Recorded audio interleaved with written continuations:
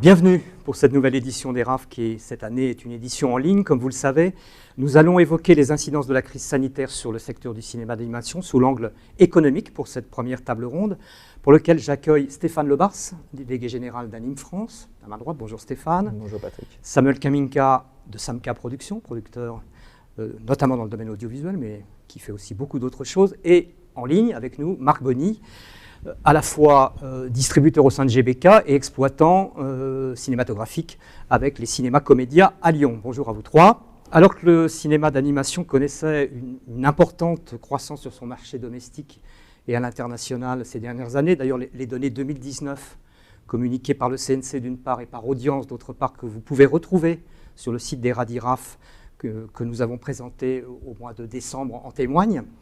La crise sanitaire est survenue et a obligé les producteurs et les studios à s'adapter, et je dirais à s'adapter très rapidement et à quand même bouleverser d'une certaine manière les modèles de diffusion des œuvres. Nous allons essayer ensemble de mesurer les effets à court et moyen terme de cette crise sanitaire, un an après son début, quasiment, qui devient peut-être aussi une crise de société qui peut engendrer un certain nombre de modifications des pratiques.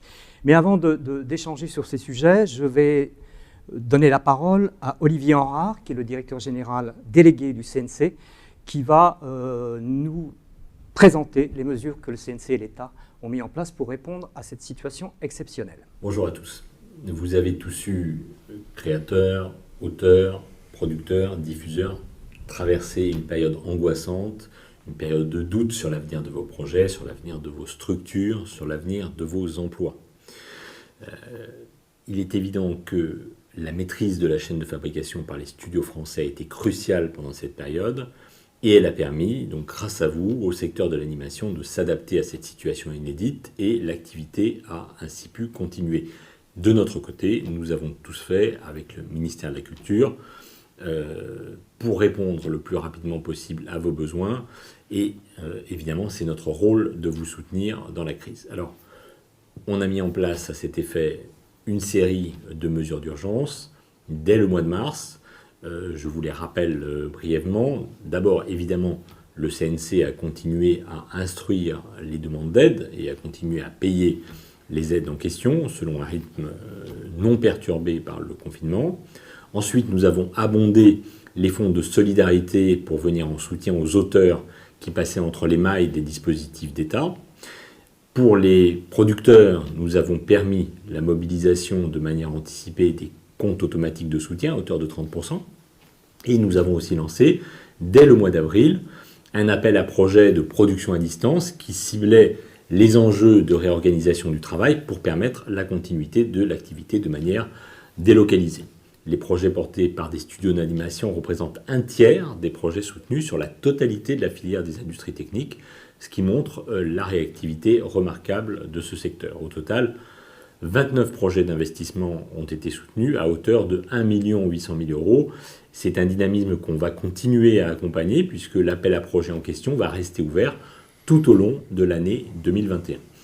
Et enfin, dernière mesure d'urgence, pour permettre au tournage de reprendre, on a mis en place, vous le savez, un fonds assurantiel de 100 millions d'euros, doté à parité par l'État et les assureurs mutualistes pour assurer les tournages contre les conséquences éventuelles du Covid-19. C'était une première dans le monde, il faut en être conscient, et on a été le premier secteur économique en France, tout domaine confondu, à bénéficier d'une telle garantie. Donc grâce à cela, l'activité a pu se poursuivre. Alors maintenant, il faut se projeter dans la relance, et donc dans un deuxième temps, pour accompagner cette relance, on a mis en place une série d'autres mesures qui vont vous permettre de repartir dans les mois qui viennent.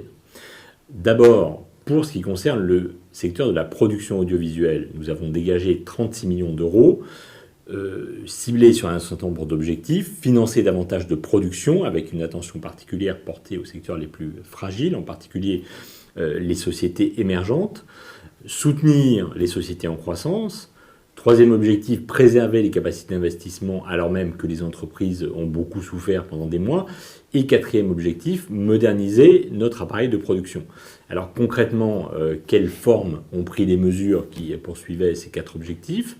D'abord, on a majoré de 10% les mobilisations de soutien automatique Ça, c'est la première mesure. Deuxième mesure, un renforcement du soutien sélectif de 6 millions d'euros et des avances de 8 millions d'euros pour accompagner les sociétés les plus fragiles et la croissance des producteurs lorsqu'ils ont épuisé leur compte automatique. Troisième mesure, la prise en compte de prêts à diffuser dans la liste des œuvres de référence pour le soutien automatique. Et enfin, quatrième mesure, ce qu'on appelle une mesure choc de modernisation de l'appareil de production. Elle est dotée de 10 millions d'euros et elle vise la relance des investissements dans des projets techniques de grande envergure en matière de studios de tournage et de production numérique, VFX, animation, jeux vidéo, etc. Nous souhaitons par ailleurs que l'ensemble de ces projets soient attentifs aux enjeux de développement durable et concourent à réduire l'impact environnemental des productions. Donc c'est vraiment un choc de modernisation à tous égards. Ça, c'est pour la production audiovisuelle. Il y a ensuite des mesures propres à développer l'exportation, le rayonnement international de nos œuvres audiovisuelles. Première mesure, on renforce dans le cadre du plan de relance le fonds de soutien export à hauteur de 2 millions d'euros pour redonner du souffle et de l'ambition à la promotion internationale de ces œuvres en accompagnant l'évolution des stratégies de conquête du marché mondial des sociétés qui exportent dans la période de crise sanitaire. D'autre part, donc deuxième mesure, on se dote d'une nouvelle organisation qui va rassembler l'ensemble des acteurs de promotion à l'international de nos œuvres qui sont aujourd'hui réparties, comme vous le savez, entre plusieurs structures. Autre série de mesures, celle qui concerne les talents d'avenir et les auteurs. Nous venons de créer une nouvelle aide qui va accompagner pendant 1 an des auteurs sur un travail au long cours. Mais nous voulons aussi que la nouvelle génération de créateurs, celle qui s'exprime notamment dans de nouveaux formats, sur les plateformes, sur les réseaux sociaux, à travers les jeux vidéo, soit davantage soutenue par nos aides et nous allons nous y employer. Donc, comme vous pouvez le constater, à travers cet ensemble de mesures, non seulement on apparaît au plus pressé, mais on vise également à transformer l'ensemble de l'écosystème. Puisque toutes ces mesures vont nous aider à répondre aux 2 grands défis structurels qui se posent à nous, celui de notre indépendance culturelle, économique et industrielle, l'indépendance de nos auteurs, de nos producteurs, de nos diffuseurs, alors que tous ont été fragilisés par la crise.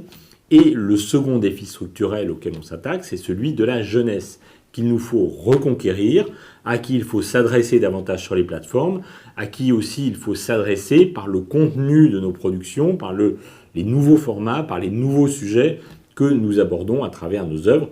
L'animation est une référence avec de vrais succès d'audience en France et à l'international.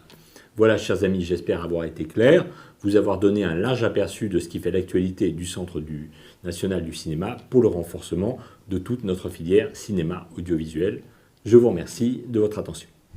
Bon, tout d'abord, messieurs, vous venez donc d'entendre et de voir Olivier Henrard, qui a brossé un large éventail des mesures qui ont été prises par le CNC pour répondre à cette crise et peut-être aussi à des défis structurels, ce qu'il indiquait en fin d'intervention, en omettant peut-être 2 sujets sur lesquels on reviendra, qui sont ceux de la diffusion de façon générale et du cinéma en particulier. Stéphane Lebars, est-ce que les professionnels du cinéma d'animation trouvent leur compte dans ces mesures? Est-ce qu'il y a une réponse à la hauteur des attentes et des défis qui sont nés de cette crise? Il faut effectivement souligner que la réponse du CNC, mais plus largement de l'État dans cette crise sanitaire exceptionnelle qu'on a traversée, a été extrêmement forte et à la hauteur du choc qu'on a été amené à connaître à partir du mois de mars de l'année dernière. En dehors des mesures qui ont été évoquées par Olivier et sur lesquelles on reviendra, il y a effectivement des aides qui ont été mises en place au niveau de la production cinématographique. Le CNC a mobilisé, je crois, à peu près 13 millions d'euros pour accompagner la production cinématographique. Et il y a également des aides à la diffusion cinéma sur lesquelles Marc reviendra au moment de son intervention.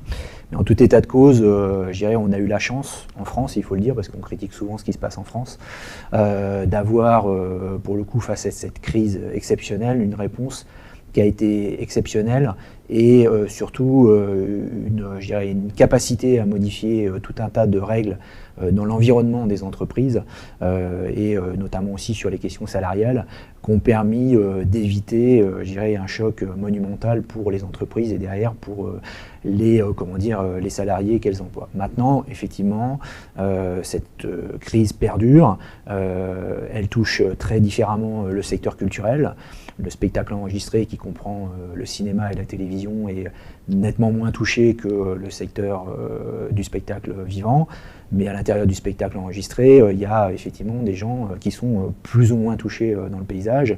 Et c'est vrai que de ce point de vue-là, toute la production cinématographique est beaucoup plus en danger que la production audiovisuelle. Et à l'intérieur de la production audiovisuelle, la production d'animation, compte tenu de ses caractéristiques, fabrication en studio, longueur des cycles de production, peut quand même absorber mieux le choc. Côté production cinéma, oui, la vraie question, et on y reviendra, côté cinéma, c'est la diffusion avec la fermeture des salles. Donc le CNC et l'État ont été à la hauteur de la crise. L'État a su réarmer le centre du cinéma à hauteur d'un peu plus de 100 millions d'euros pour faire face à ces baisses de recettes, pour lui permettre de poursuivre ses actions dans tous les domaines qu'a expliqué Olivier. Je t'interromps juste un instant, baisse de recettes qui pourrait survenir encore dans les années à venir, étant donné que bien sûr, il y a un certain nombre de recettes qui ne sont plus au rendez-vous en 2020 et qui ne seront pas en 2021 totalement non plus. Ne serait-ce que l'une des plus importantes d'entre elles, qui est la salle de cinéma, qui est toujours fermée et dont on ne connaît pas la date de réouverture. Donc cette question de la capacité financière du CNC à accompagner le secteur dans les années à venir, elle s'est posée en 2020 de façon très urgente, mais elle se reposera dans les mois qui viennent très, très rapidement par rapport au budget 2021 et éventuellement au budget 2022 du centre. Donc il y a eu des réponses fortes pour essayer d'encaisser le choc. L'anime l'a peut-être mieux encaissé que certains secteurs compte tenu de ses particularités. C'est ce qui se dit en tout cas. Voilà. Maintenant, l'anime sera certainement victime d'un effet de deuxième tour que certains secteurs ne connaîtront pas, ne serait-ce que parce que l'anime est en gros un programme, en tout cas en matière de production audiovisuelle, essentiellement un programme de télévision à destination des jeunes enfants, donc exposé dans des cases de journée, moins stratégique pour les diffuseurs, et on peut donc penser, on l'a vécu dans les crises précédentes, que l'anime pourrait être la première victime de coupes sombres qui seront faites dans les budgets d'investissement des diffuseurs, notamment à l'échelle internationale, où on ne sera pas protégé par les obligations de production qui existent en France. Et comme l'anime est très exposé à l'international en matière de financement, on peut craindre malheureusement des effets de deuxième tour du côté de la production audiovisuelle qui seront importants sur 21, 22 et peut-être un peu au-delà. Nous en reparlerons avec Samuel tout à l'heure. Marc, effectivement, Olivier Henrard n'a pas évoqué le cinéma. C'est un sujet qui est extrêmement sensible parce que, contrairement à la diffusion audiovisuelle et la diffusion sur les plateformes dont nous parlerons tout à l'heure aussi, il y a eu un brutal arrêt de la diffusion cinématographique. Je suppose que les semaines et les mois qui viennent de précéder ont tourné au cauchemar pour le distributeur et l'exploitant que tu es. Est-ce qu'aujourd'hui, l'accompagnement du CNC et de l'État permet de surnager et d'attendre des jours meilleurs? Est-ce qu'il y a encore, pour être trivial, des trous dans la raquette et des éléments que vous aimeriez voir améliorer dans cette réponse? Mais disons qu'effectivement, si on voit qu'on est bientôt fin janvier, et on peut se projeter sur le 15 mars, on va dire qu'au 15 mars prochain, c'est-à-dire un an après le premier confinement, les salles de cinéma auront été ouvertes grosso modo 4 mois, c'est-à-dire de fin juin à fin octobre. Et donc l'ensemble des cinémas de France et l'ensemble des distributeurs ont fait face à une crise effectivement énorme et font face encore à une crise énorme. Il y a eu des mesures importantes qui ont été mises en place par le Centre national du cinéma, notamment à l'occasion du premier confinement, puis au moment de l'arrêt de fin octobre. Par contre, il reste aujourd'hui à préciser des mesures d'accompagnement, notamment pour les salles de cinéma, sur la période justement sur la seconde période depuis fin octobre. C'est-à-dire qu'il y avait eu tout un train de mesures annoncées au congrès de Deauville fin septembre qui couvraient le premier confinement. Et maintenant, on attend des mesures sectorielles, puisque le secteur bénéficie bien sûr du chômage partiel, des plans garantis par l'État, etc., de toutes les mesures qui s'adressent à toutes les entreprises. Mais il a été annoncé par le ministère de la Culture un nouvel effort sectorielles concernant la distribution et l'exploitation, dont on attend pour l'instant le détail. D'accord, on reviendra tout à l'heure sur les autres impacts sur le secteur du cinéma. Samuel, toi tu es producteur, tu diriges ici un studio à Angoulême, tu as aussi déployé tes activités à l'international. Quelles sont les incidences prévisibles à cette crise dans le domaine audiovisuel? Alors j'ai listé quelques questions que tu pourras balayer dans ta réponse. Est-ce qu'on peut s'attendre à des livraisons et diffusions décalées ayant des incidences sur le COSIP des entreprises, sur le compte de soutien? L'allongement de la durée de production qui impacterait les trésoreries, est-ce une réalité ou pas? La baisse des revenus publicitaires des chaînes pourrait avoir un effet sur leurs obligations de financement aussi. Voire les décisions d'investissement des chaînes reportées, ce que tu évoquais à demi-mot, Stéphane, il y a un instant. Est-ce que dans tout ça, tu aperçois, tu devines des difficultés présentes ou à venir? Oui, très, très concrètement. Alors, au niveau opérationnel, comme ça a été dit un petit peu plus tôt, le secteur de l'animation dans son ensemble et les studios ont fait preuve, encore une fois, de leur capacité d'adaptation, d'inventivité, et ce qui traduit encore bien le dynamisme du secteur dans lequel on a la chance de travailler, moyennant effectivement, alors les studios selon leur taille, selon leur organisation, ont réagi plus ou moins vite, plus ou moins douloureusement, mais globalement, le danger ne pèse pas sur l'opérationnel. La pression a été forte sur les équipes de management, puisque à la fois assurer un esprit de cohésion, assurer pour les équipes artistiques l'identité des projets sur la durée, et en même temps, tout en respectant autant que possible les budgets et les plannings, a fait porter sur les encadrants, disons, une pression et une surcharge de travail très forte, et à laquelle il faut dire que, et là il faut rendre hommage à tous les intervenants du métier, où tous les techniciens et artistes ont été vraiment très très engagés là-dedans, et aux côtés des producteurs, et qui ont permis finalement à l'outil de production de tenir et de limiter autant qu'il était possible les retards de livraison et les explosions de budget. Évidemment, ça existe, c'est relativement marginal selon nos connaissances à l'échelle du secteur. En vérité, le vrai danger n'est pas tant là. Le vrai danger, il est économique, c'est effectivement ce que commençait à dire Stéphane tout à l'heure. On va sentir en France une baisse des commandes des diffuseurs historiques. En moyenne, ça va être à peu près 17% de leur chiffre d'affaires lissé sur l'année. Et on va retrouver en fait ces baisses d'investissement sur l'année prochaine. L'animation, Dieu merci, est protégée par des quotas d'investissement qui servira en France d'amortisseur, mais néanmoins on va avoir une baisse des commandes.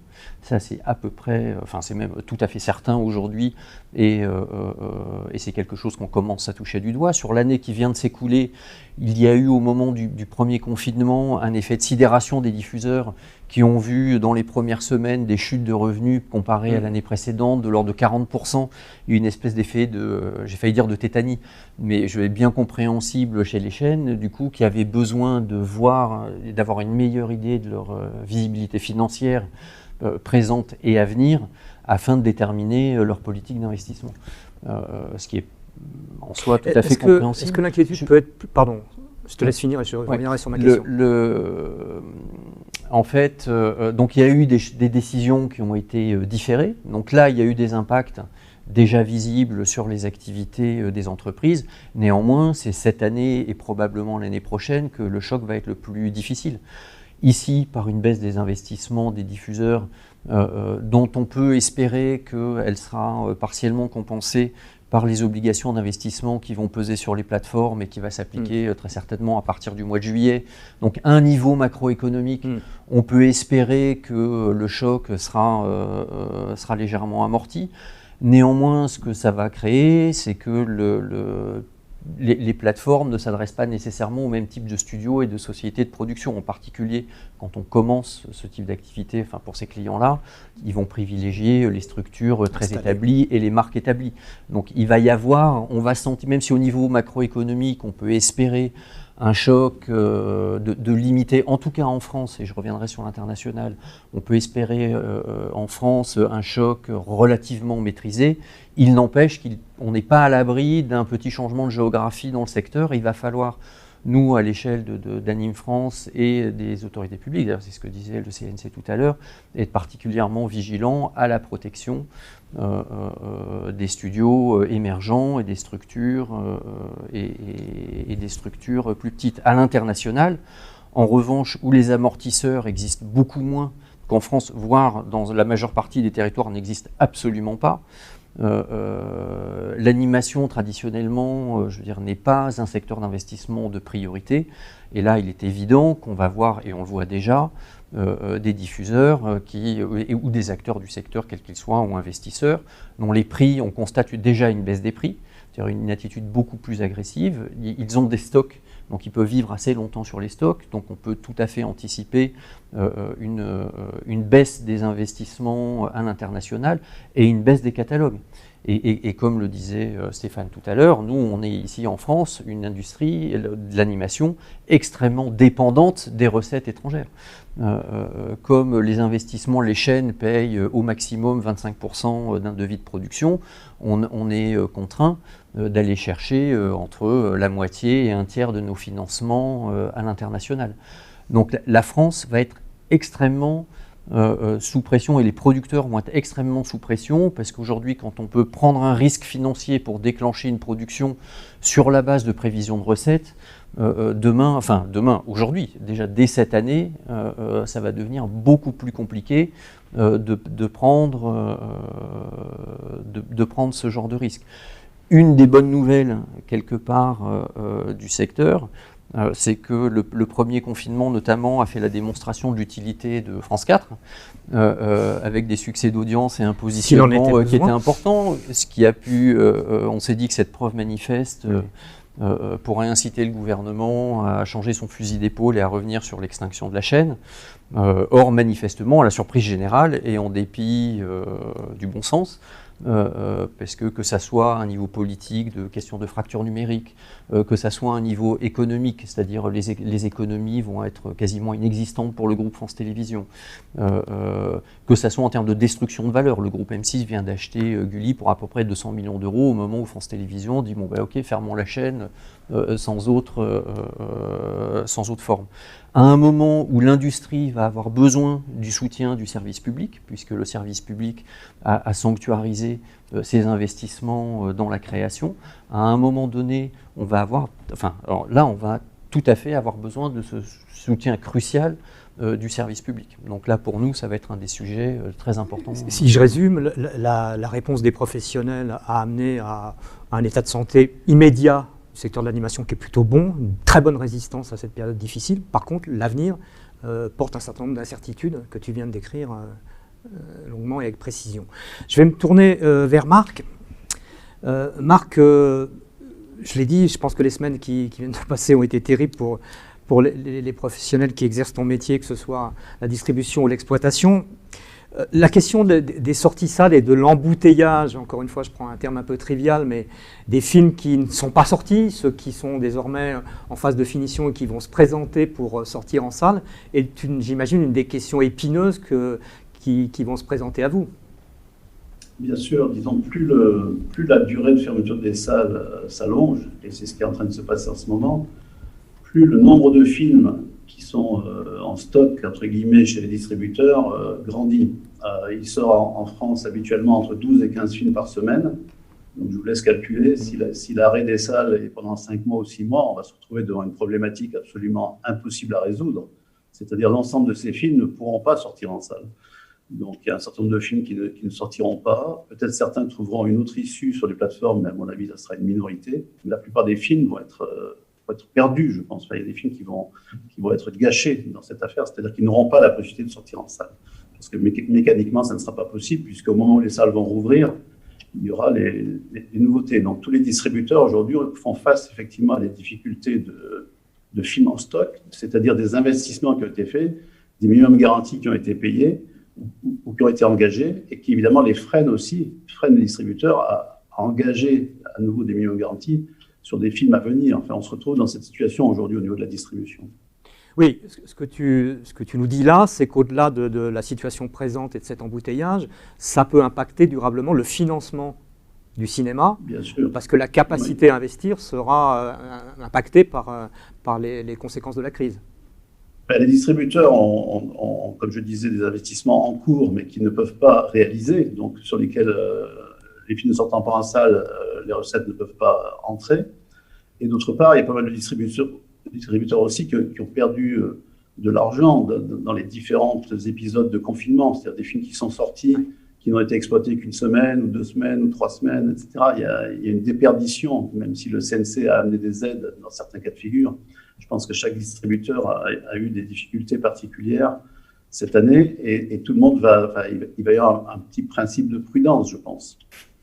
Stéphane voulait apporter une précision. Oui, je voulais juste rajouter par rapport aux propos de Marc, c'est qu'en plus, cette crise est intervenue sur un secteur de la distribution cinéma qui était déjà très fragilisé. Donc, globalement, la situation était complexe pour la distribution cinéma. Se rajoute effectivement cette crise qui dure et phénomène qui explique aussi que les stocks grossissent et que le CNC, et on peut s'en réjouir, mais c'est un des effets aussi de la politique du CNC. Le CNC a accompagné, facilité la reprise de la production audiovisuelle et cinématographique dès le mois de juin dernier à travers le fonds qu'évoquait Olivier Henrard dans sa présentation, qui est une première, qui a été une première mondiale, qui a été de dire grosso modo l'État se substitue aux assureurs qui ne veulent pas couvrir le risque Covid-19. Donc en gros, pour permettre à la machine de repartir, c'est l'État qui va assurer ce rôle assurantiel.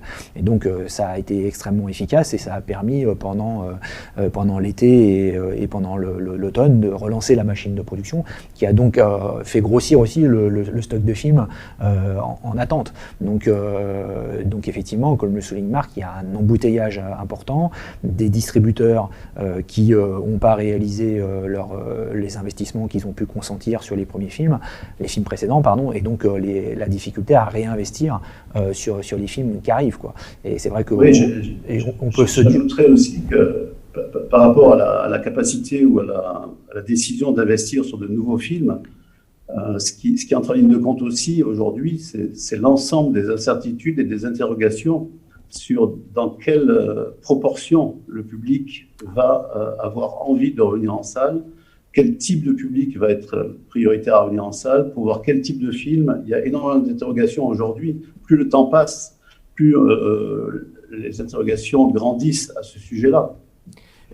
Marc, juste peut-être pour terminer mon propos, puis je vais rebondir sur ce que vient de dire Marc. En fait, ce qui est dit, mais peut-être que là Marc peut le corroborer ou pas, c'est que l'industrie cinématographique pourrait mettre une bonne année, une fois que les salles ont redémarré, en fait, à absorber les stocks existants. On verra si Marc corrobore ce point-là. Pour rebondir sur ce que dit Marc, ce qui a été quand même intéressant, c'est qu'à la sortie du premier confinement et à la reprise des salles, on a quand même vu, alors c'était en l'absence de films américains qui sont quand même extrêmement importants dans l'équilibre général du système et dans le nombre d'entrées réalisées, que le public français, en tout cas pour les films français qui étaient là, a répondu présent et s'est déplacé, ce qui est quand même, je pense pour tout le monde, une lueur d'espoir. Maintenant, effectivement, au-delà de la réponse d'un certain public français à une offre française, est-ce que le reste du public sera encore présent? Est-ce que les films américains seront autant consommés? Est-ce qu'ils seront là ou pas? Tout ça, c'est des questions où il y a encore énormément de points d'interrogation. Les films américains, tu en parles Stéphane, certains ont fait le choix de sortir directement sur les plateformes parmi les majors. Est-ce que ce choix il est circonstanciel selon vous, lié à cette période très particulière, ou est-ce qu'on peut imaginer qu'il y a là une nouvelle tendance qui zapperait la salle de cinéma? On a vu aussi qu'aux États-Unis, la législation avait évolué sur les normes de diffusion entre les différents supports et les différents médias. Est-ce qu'il y a là aussi quelque chose qui est de nature à changer un peu l'ordre assez bien établi jusqu'à présent de l'apparition des films sur les différents supports et dans les salles en particulier? En d'autres termes, est-ce qu'on va retrouver les films des majors américains qui, on sait bien, sont des locomotives de fréquentation et qui, en grande partie d'ailleurs, permettent de financer l'activité par la TSA, ou est-ce qu'il y a une nouvelle donne qui est en train de se mettre en place aujourd'hui? Marc? Moi, il me semble que comment dirais-je, la pandémie accélère des tendances qui étaient déjà là. Par exemple, Netflix était déjà là. Netflix avait déjà fait le pari de se passer de la fenêtre salle. C'est-à-dire, le modèle économique de Netflix consiste à ne pas sortir les films en salle et à les sortir directement sur la plateforme. Donc aujourd'hui, le succès de Netflix plus la pandémie fait que les acteurs traditionnels, les studios hollywoodiens, les gros studios hollywoodiens sont en train de tenter, de tester des choses pour essayer de faire évoluer leur modèle économique. On l'a vu avec Disney, bien sûr, qui a sorti Mulan, puis Saul, directement sur Disney+. On le voit avec Warner, qui a pris l'option pour un an, en tout cas pour 2021, et pour l'instant seulement aux États-Unis, de sortir en même temps en salle et sur la plateforme HBO Max. On l'a vu avec Universal, qui a passé un accord avec AMC, qui est le principal circuit de salles aux États-Unis. L'accord consistant à ce que les films d'Universal sortent pendant 17 jours seulement en exclusivité dans les salles AMC, puis ensuite que le circuit AMC soit intéressé à une fenêtre VOD Premium mise en place par Universal. Donc on voit bien qu'il y a des modèles économiques nouveaux qui sont en train d'émerger, qui sont testés, suivant les pays après, et je pense qu'en France, on peut espérer qu'on gardera une fenêtre d'exclusivité pour la salle, parce que suivant les pays, il va continuer à exister, je pense, une fenêtre d'exclusivité pour la salle, qui est à mon avis la condition sine qua non pour que les salles de cinéma puissent se relever. Et dans certains pays, peut-être, il n'y aura plus de fenêtre d'exclusivité salle, auquel cas les salles de cinéma peuvent être amenées à disparaître. Je crois que le cinéma en salle aujourd'hui est confronté à une vraie interrogation existentielle. Est-ce que dans tous les pays, il va continuer à y avoir des salles de cinéma dans les mois et les années qui viennent? Ça n'est pas sûr. Stéphane ou Samuel, est-ce que la question que vient d'aborder Marc peut interférer dans le débat sur la chronologie des médias, qui était un sujet qui était sur la table avant que cette crise se mette en place?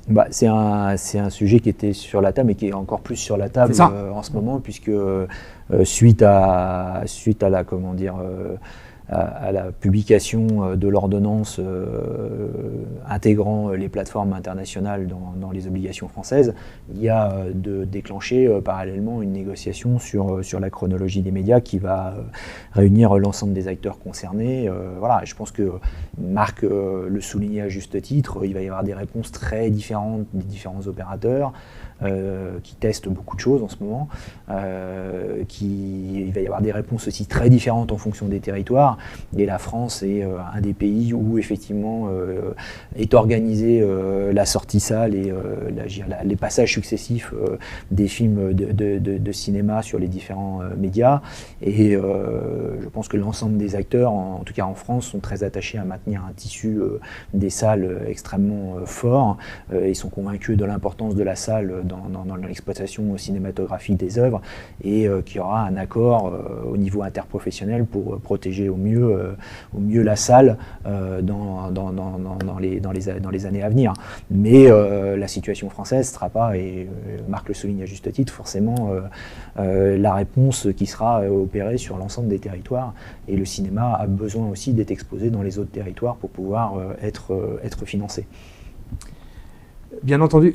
Est-ce que vous partagez l'inquiétude de Marc sur les habitudes culturelles et sur le retour à la salle du public? Alors c'est vrai que les chiffres de la réouverture des cinémas en octobre étaient plutôt engageants, satisfaisants et porteurs d'espoir, mais est-ce qu'on peut pressentir un changement d'habitudes culturelles et de consommation, j'aime pas beaucoup ce terme, mais des produits culturels et du cinéma en particulier, ou est-ce qu'on est encore dans le fantasme et il n'y a pas assez de recul par rapport à la situation présente pour se lancer dans ce type de... En tout cas, je pense que la situation ultérieurement ne pourra pas être la même qu'avant. Je veux dire, on traverse une crise exceptionnelle avec une fermeture des salles qui aura... comme le rappelait Marc, durer quasiment les 2/3 de l'année. Ça va durablement laisser des traces. Il suffit de voir la montée en puissance de toutes les plateformes, aussi bien aux États-Unis, qui est quand même le marché test, parce que c'est là qu'elles sont le plus développées qu'un peu partout dans le monde. Voilà, je rappellerai juste que que Netflix a annoncé ces jours-ci qu'il avait passé la barre des 200 millions d'abonnés à l'échelle mondiale, que les chiffres américains montrent que la pandémie qui a frappé en fait a permis de démultiplier le nombre d'offres, d'abonnements SVOD dans les foyers américains qui en comptent désormais plus de 3, et qu'il n'y a pas eu du tout de phénomène de cannibalisation comme on pouvait le craindre, et que les morts de la concurrence des offres streaming sont quand même relativement limitées, et que chacun a pu à peu près trouver sa place, et que Disney+ est arrivé aux côtés de Netflix, et il y a Hulu qui monte, etc. Donc oui, il va y avoir forcément des modifications des habitudes de consommation, et on voit, et c'est là peut-être c'est le défi du cinéma français très certainement dans les années à venir, c'est qu'on voit que le cinéma avait déjà du mal à aller chercher les jeunes, et notamment les ados et les jeunes adultes. En tout cas, le cinéma américain y arrivait mieux que le cinéma français, on va dire. Ces jeunes ils étaient déjà très consommateurs de ces plateformes. Est-ce qu'ils ont perdu complètement un lien avec la salle de cinéma qui n'était pas forcément aussi présent que pour les populations plus âgées? Et l'autre phénomène inquiétant, c'est quand même qu'on voit que les populations âgées augmentent fortement en termes de public au sein de ces offres SVOD. Donc clairement, ce public âgé, qui a beaucoup plus de liens avec la salle, qui a été biberonné à la salle de cinéma, etc., reviendra très certainement, et les chiffres de la sortie du premier confinement ont tendance à le prouver, mais est-ce qu'il reviendra aussi massivement, etc., ça c'est des vraies questions, et c'est vrai que le cinéma peut être attaqué en fait de deux côtés, et c'est ça, c'est son enjeu, c'est de plus en plus de difficultés à aller chercher un public qui n'est pas un public régulier, et attaquer sur son cœur de cible, qui sont aujourd'hui un public un peu plus âgé, très consommateur de films français, quoi. Avec le risque que le cinéma devienne un spectacle élitiste et non plus populaire comme il l'était à travers une offre multiple et s'adressant à différents publics, que ce soit par un éventuel retrait des majors américaines ou par le fait que certains publics n'aillent plus dans les salles de cinéma. C'est un danger qui nous guette, ou on est dans l'ordre du fantasme? Je pense qu'il est difficile de prévoir avec certitude des comportements futurs dans une période aussi révolutionnaire.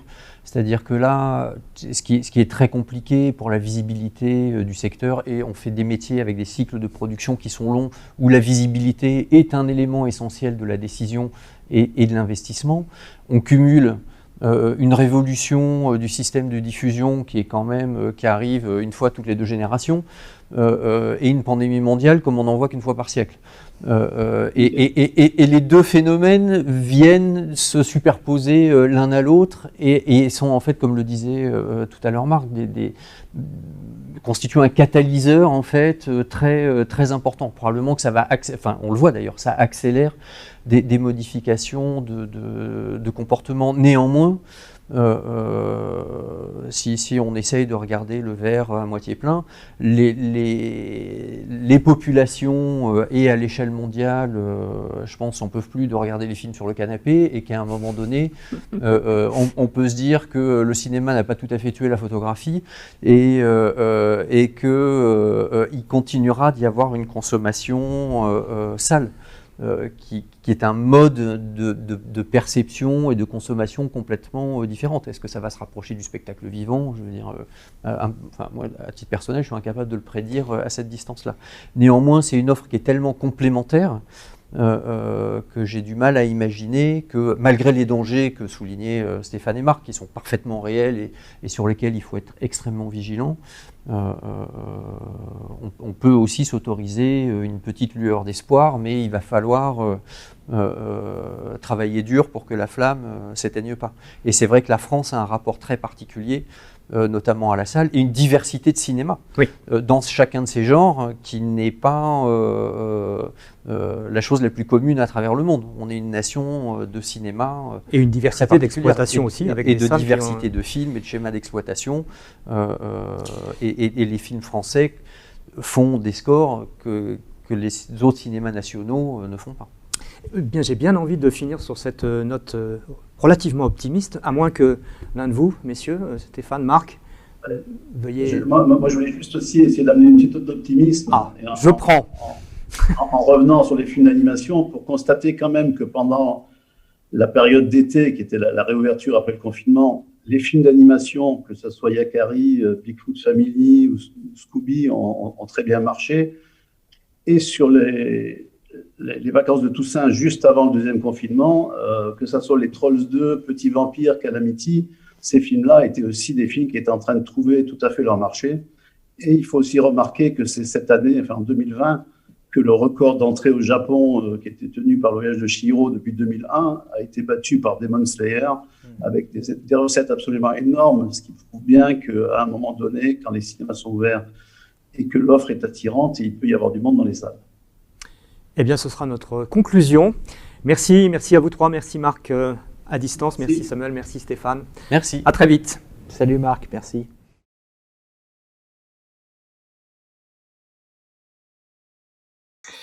Bonjour à tous et à toutes. Bien heureux de vous retrouver en ligne à la suite de cette conférence que vous venez de suivre. Alors, vous l'avez compris, cette session a été enregistrée il y a quelques jours à Angoulême et nous avons la chance de retrouver l'ensemble des protagonistes qui étaient autour de la table ce jour-là, et à distance déjà pour Marc d'ailleurs, et une invitée que je vais vous présenter ensuite qui nous rejoint spécialement pour ce moment d'échange. Donc, avec nous, Stéphane Lebars, délégué général d'Anime France. Bonjour Stéphane. Samuel Kamenka de Samka Productions, producteur mais aussi membre éminent d'Anime France. Bonjour Samuel. Bonjour Patrick. Marc Bonny, avec sa double casquette et en plus un casque aujourd'hui, celle de distributeur cinéma et d'exploitant au sein des Comédias à Lyon. Bonjour Marc. Bonjour. Et nous rejoint spécialement, et je l'en remercie vivement, Valérie Bourgoin, la directrice de l'audiovisuel du CNC, qui va être là aussi pour répondre aux questions que vous avez posées et que nous allons relayer. Alors, la première chose que j'ai envie d'aborder, c'est un événement qui est intervenu entre l'enregistrement que nous avons fait il y a quelques jours et aujourd'hui, c'est le rapport des députés Piron et Minot dans le cadre de ce qu'ils appellent la mission Flash sur l'offre jeunesse de l'audiovisuel public. Et dans ce texte, les rapporteurs écrivent « Nous proposons de conserver une chaîne en linéaire dédiée à la jeunesse, donc sur le service public, vous l'aurez compris. » Donc j'ai envie de poser la question à qui voudra bien prendre la parole. S'agit-il là d'une évolution sur ce sujet du Parlement, du gouvernement? Est-ce que ça peut être une première étape menant au maintien d'une chaîne jeunesse? Je dis bien une chaîne jeunesse et pas forcément France 4 si j'ai bien lu ce document, sur le service public. Quelle est votre réaction à cet événement qui a un petit peu fait parler dans les médias? Je peux prendre la parole si vous voulez. Effectivement, ce rapport marque une étape importante dans la question de France 4 qui est posée depuis l'annonce du gouvernement en mai 2018 de sa suppression qui est prévue, je vous le rappelle, pour le mois d'août prochain. On savait depuis maintenant de longs mois que les parlementaires de tous bords n'étaient pas en ligne avec le gouvernement sur cette question, y compris les députés de la majorité, et on avait pu le voir à l'occasion des débats en début d'année 2020 sur le projet de loi audiovisuel, même si la question n'était pas directement posée, le sort de France 4 s'était invité dans les débats de la Commission des affaires culturelles. Et pour le coup, les députés ont cette fois franchi, je dirais, le Rubicon, puisqu'ils ont mis noir sur blanc le fait qu'ils étaient contre la suppression de France 4. Et surtout, dans le cadre de ce document, ils ont été amenés à, démonter les uns après les autres les arguments qui ont été avancés en mai 2018 pour justifier la suppression de cette chaîne. reprenant d'ailleurs la plupart des arguments qui ont été avancés depuis de longs mois par les producteurs et les auteurs, la NIM France et la SACD en premier lieu, qui se sont battus pour maintenir cette chaîne. Mais ils ont également repris un certain nombre d'arguments qui vont bien au-delà des professionnels de l'audiovisuel, puisque les arguments des psychologues, des spécialistes de l'enfance, etc., qui soutiennent également le maintien de cette chaîne ont été également repris. Donc voilà, c'est une étape importante. La balle est maintenant renvoyée dans le camp du gouvernement, et plus particulièrement de la présidence de la République. Et donc on espère que il va y avoir effectivement désormais un changement de pied sur cette question, et c'est vrai que le compte à rebours est désormais lancé, donc il est important d'avoir une position désormais très rapidement du gouvernement et de l'Élysée sur cette question. Je voudrais juste préciser ma question. Des rapports, il y en a beaucoup. Est-ce que celui-ci a vocation à venir perturber ce qui semblait être un chemin bien tracé jusqu'à la suppression de France 4? L'avenir nous le dira. En tout cas, c'est un rapport important, puisqu'il concrétise, je dirais, la fronde des parlementaires par rapport à cette décision. Et c'est rare qu'on ait un rapport aussi transpartisan, aussi clair sur le sujet. Et en cela aussi, la position des députés rejoint celle des sénateurs, puisque les sénateurs se sont exprimés beaucoup plus clairement depuis de longs mois sur le fait qu'ils voulaient pas de la suppression de France 4. Donc maintenant, on a les deux chambres qui sont clairement sur la même ligne par rapport à cette question. Et il faut pas oublier qu'on nous annonce une loi audiovisuelle pour le courant de l'année 2021 qui serait amenée à traiter un certain nombre de sujets, d'où notamment le piratage, le rapprochement entre le CSA et l'ADOPI.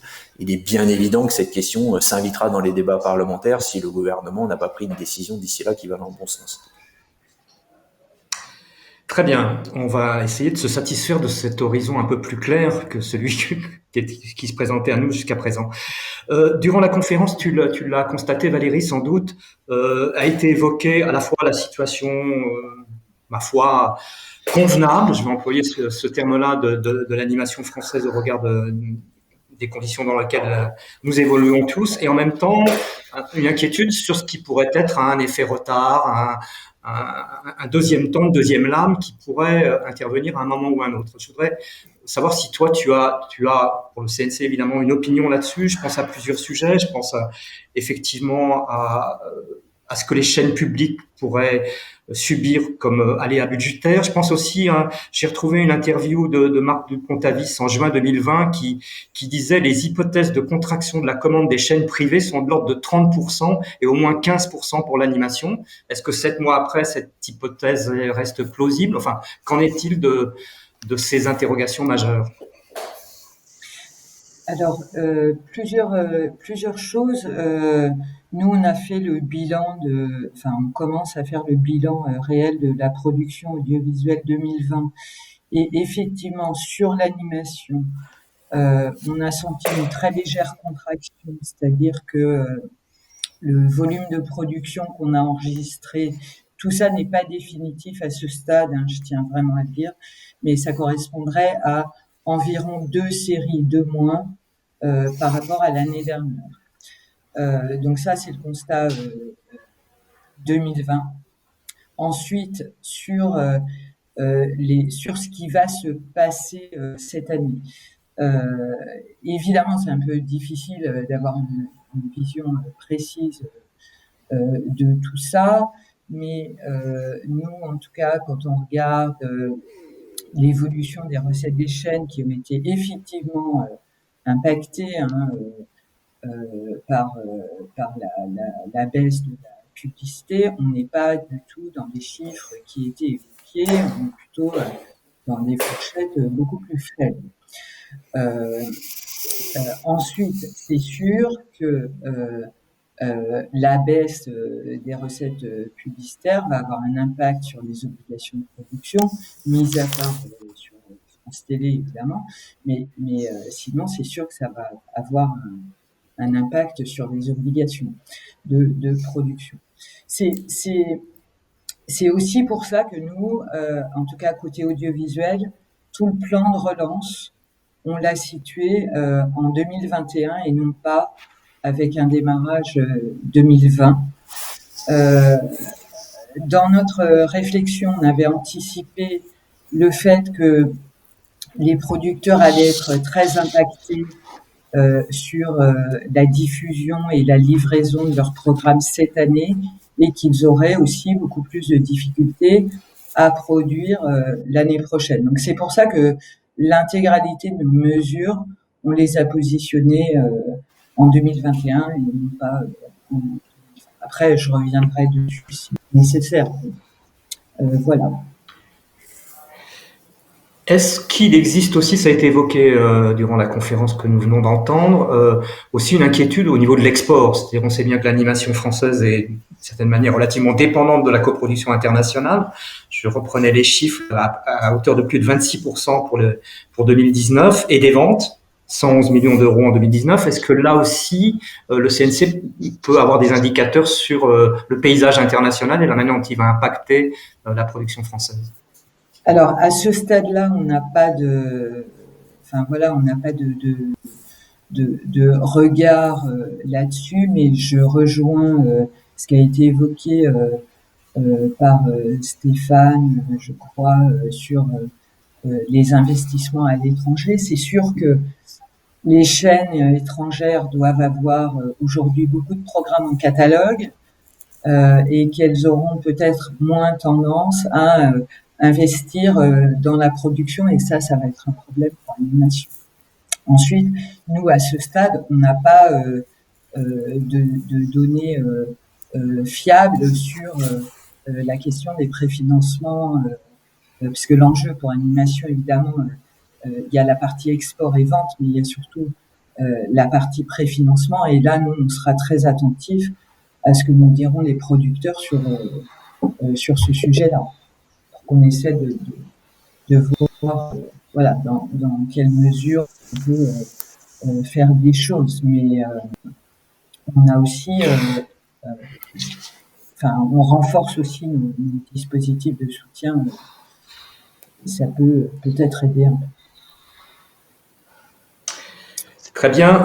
Durant donc cette conférence, on a passé un temps assez important à parler de la transposition de la directive SMA, qui est porteuse de beaucoup d'espoir. En réécoutant ce qui s'était dit, nos échanges, il me restait une question. Qu'est-ce qui pourrait empêcher, si quelque chose peut empêcher, que le processus aille à terme? Est-ce qu'il y a encore quand même quelques obstacles qui pourraient s'avérer difficilement franchissables? Samuel, peut-être Vas-y, c'est une question sur laquelle le CNC a sûrement quelque chose d'intéressant à dire. Enfin, le décret est en consultation. Voilà. Ensuite, moi, je ne pense pas qu'aujourd'hui il y ait des obstacles particuliers à ce que la directive SMA et le décret SMAD puissent aboutir au final. Mais je vais peut-être laisser Samuel réagir là-dessus. Non, pour l'instant, on a bon espoir qu'en effet, ça aboutisse à horizon de juillet. La question est celle, pour l'instant, pas mise en avant par les plateformes, d'une contestation au niveau européen. Il y a une volonté politique, en tout cas en France, forte, parce que les autorités, le gouvernement a très bien saisi l'importance de l'enjeu économique. Néanmoins, c'est uniquement, me semble-t-il, cette contestation possible au niveau européen qui pourrait ralentir le processus. Il reste quand même peut-être un point à rajouter. Il reste quand même comment on peut pas faire l'intégration de ces plateformes dans notre dispositif. à traiter la question de l'éligibilité des œuvres portées par les producteurs indépendants au fonds de soutien et donc au crédit d'impôt national. Donc ça, c'est une question qui est posée par les producteurs audiovisuels et sur lequel il faudra effectivement se pencher. Il faut se pencher maintenant pour pouvoir parfaire cette intégration. Mais effectivement, je rejoins Samuel et Valérie. Nonobstant cette question, on a le sentiment que les plateformes sont aujourd'hui, en tout cas les principales d'entre elles, sont plutôt dans un processus d'intégration et de vouloir jouer le jeu. Voilà, il reste une question à traiter. C'est celle-là, elle est d'importance, mais une fois qu'elle sera traitée, je pense qu'on pourra aller vers une intégration pleine et entière de ces plateformes, ce qui sera une très bonne nouvelle pour la profession au regard de tous les dangers qu'on peut constater sur les acteurs historiques qui sont malmenés, comme tu le rappelais, au niveau publicitaire. Dans la semaine, il me semble aussi avoir aperçu un élément sur la chronologie des médias, une nouvelle échéance qui a été posée, une échéance rapide d'ailleurs, il me semble que c'est fin février, quelque chose comme ça. Pardon d'être aussi imprécis parce que je ne l'ai pas sous les yeux, mais j'ai cru voir ça. Je crois que c'est fin mars. Je crois que c'est fin mars. Donc là, on est dans le calendrier que vous pouviez imaginer. On est dans un calendrier qui était connu depuis plusieurs mois maintenant. Il y a des discussions qui ont été lancées sous l'égide du CNC qui sont en cours. Donc la négociation a démarré. Comme d'habitude autour de la chronologie des médias, elle sera certainement un peu complexe, mais en tout cas elle est lancée. Une question d'Émile Cole. Est-ce que le déplafonnement des recettes publicitaires pour le groupe public Radio France, en l'occurrence, concerne également les chaînes TV? Et du coup, est-ce que ça peut éventuellement impacter en bien Il n'y a pas de plafonnement des Il n'y a pas de plafonnement des recettes publicitaires de France Télévisions, de l'organisme public côté télévision. Il n'existe pas ce plafond qu'il y a du côté de la radio. Donc aujourd'hui, il n'y a aucun obstacle à ce que France Télévisions puisse accroître son chiffre d'affaires sur le marché. Publicitaire, d'accord. Marc, on t'a peu sollicité ou pas sollicité depuis le début de ce rendez-vous avec vous. On a beaucoup parlé de cinéma lors de la conférence que nous avons tenue ensemble. Tu as fait part de tes inquiétudes. 2 semaines ont passé. Est-ce que peut-être tu as réécouté aussi les propos que nous avions tenus? Est-ce qu'il y a des choses qui ont évolué dans ce secteur-là et des petites lueurs d'espoir ou pas? Non, il n'y a pas eu d'événement particulier. Toute la profession cinéma est en stand-by. Enfin, la production continue à travailler et à avancer. Et par contre, la distribution et l'exploitation sont à l'arrêt total sans perspective de réouverture constante. Donc là-dessus, ça n'a pas changé. Voilà. Ce qu'on n'a peut-être pas dit, ce qu'on n'avait pas eu l'occasion de traiter dans la conférence pour faute de temps, c'est que il faut toujours se rappeler qu'il y a 6000 salles de cinéma en France, qu'il y en a dans les grandes villes, dans les villes moyennes, dans les petites villes, et que ce tissu de lieux culturels et de lieux de proximité pour les spectateurs est prêt à redémarrer, et que l'appétit du public pour le cinéma, on le découvrira à la réouverture. C'est difficile de l'anticiper aujourd'hui, alors qu'on est fermé depuis de longs mois. Mais il y a eu plusieurs voix dans la profession. Spielberg récemment, qui a fait une interview assez remarquée, pour dire à quel point il pense, lui par exemple, que le cinéma a toujours de beaux jours et a de l'avenir. Alors, nous sommes presque au terme de ce temps de questions-réponses. Est-ce que quelqu'un veut ajouter un mot, une question que nous n'aurions pas abordée et qui est importante à ce jour? Non, on a tout dit. C'est formidable. Je vous remercie infiniment, les uns et les autres, de vous être libérés, d'avoir pu nous rejoindre. Et je vous souhaite de continuer à regarder ces conférences qui ne sont qu'au début pour cette matinée et pour l'après-midi à venir. Et encore une fois, merci beaucoup. Merci infiniment. Merci beaucoup. Merci. On va Merci, au revoir. enchaîner sur le télétravail, voilà. Donc, attitude en ligne. Merci, au revoir. Merci. Merci, bonne journée. Salut.